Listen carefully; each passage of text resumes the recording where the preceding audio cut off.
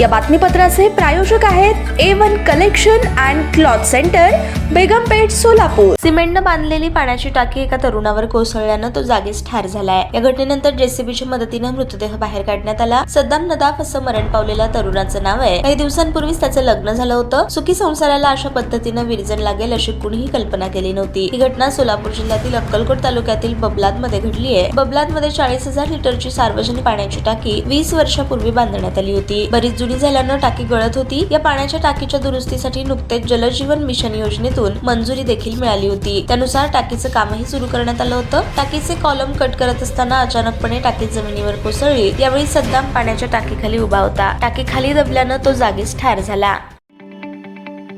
ताज्या बातम्या पाहण्यासाठी प्राईम महाराष्ट्र न्यूज चॅनलला सबस्क्राईब करा।